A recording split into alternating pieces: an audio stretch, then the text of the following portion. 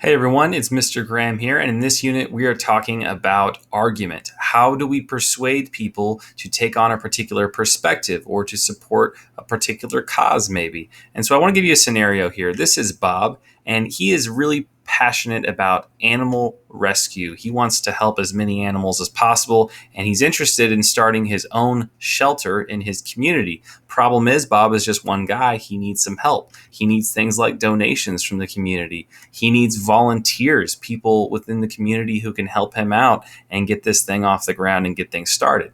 So what Bob needs is he needs to be able to convince people, persuade them to support this cause and help him out. Now, luckily for him, there are three modes of persuasion that he can use that were sort of coined by the Greek philosopher Aristotle. They are ethos, pathos, and logos. And Bob is going to use these to convince people to support his cause.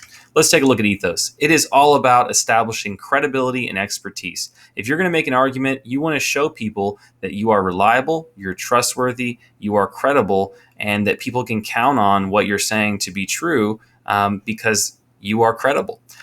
Let's take a look at how Bob could do this. Let's say he has almost like a resume, right? He's a licensed veterinarian. He's got 10 years of experience already rescuing animals. Maybe he is rated Stillwater's most trusted vet in 2015. He's going to want to show things like that to his audience to show that he's reliable, to show that his word can be trusted and that he can be counted on to be the person kind of overseeing this operation and starting this mission. Now, a lot of times, with ethos, people will also use ethos in the sense of having endorsements. Maybe there is someone that people really look up to. Maybe it's a leader of some kind. Maybe it's a musician or a celebrity or an artist. And you know that their word, if they sponsor your product or endorse your product or whatever it is, that's going to really inspire people to participate and to help out. For instance, maybe Bob can get in contact with Mark Ruffalo. People know that he's an Avenger. He's the Incredible Hulk. And Bob thinks, okay, if I have Mark Ruffalo endorse my animal shelter and ask people to donate, then people are going to see that and they're going to say, hey, Mark Ruffalo says that I should support this cause, so that means I should donate to Bob's animal shelter.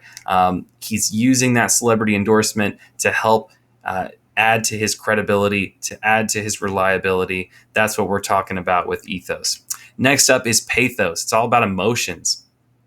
How can I appeal to people's emotions to get them to support my cause? Maybe I'm appealing to anger. Maybe I'm appealing to love or heartbreak or sadness, things of that nature. So one of the things that people often do with pathos is they will try to tell a story because stories often times have a lot of emotions with them, right?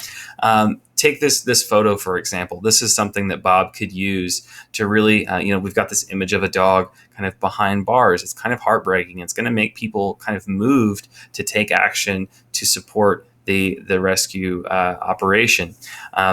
Telling that story. Maybe you look at a particular dog, having a name, right? Let's say it's Spot, and you want to talk about how Spot went through this process of really struggling early on. Maybe there was a difficult situation or a difficult background, and Spot went on to be rescued, and how meaningful that was. And showing that story is going to make people feel that heartache and that heartbreak, and they're going to want to help out. Maybe you also want to appeal to emotions of friendship and love, and you want to talk about how, hey, if you adopt this dog, it's going to be a friend for you. It's going to be man's best friend. It's going to be a companion that you can count on to get you through difficult times. Really playing on kind of emotions and making you feel something to get you to support this particular cause. Next up is logos. It's all about facts, figures, statistics. It's kind of a show me the numbers type deal.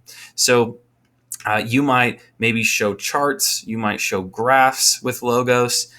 Maybe you're going to give a statistic like this that says, hey, according to the ASPCA, approximately 6.5 million companion animals enter U.S. animal shelters nationwide every year. And that is really going to show people that there is a big need for these types of animal shelters, that they provide an important service if all these dogs and all these cats are relying on these animal shelters.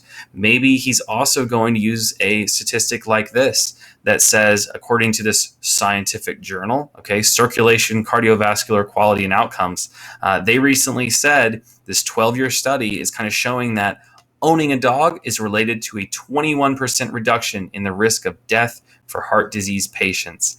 And that is really going to show your audience that, hey, owning a dog is going to make you feel better. It makes you healthier, right? And you're using the numbers to support that particular position. Okay. All three of these combined together, ethos, logos, pathos, are going to make a really strong case. So let's review. Ethos, credibility, and expertise. Logos, or pathos, is all about emotions, appealing to those emotions. Logos, all about facts, figures, numbers, statistics. So like I said, if using all three of these, if Bob can combine these especially, he's going to have a really strong argument, and he's going to be able to get people in his community passionate about this topic on his side and be able to help as many animals as possible. Thanks for watching.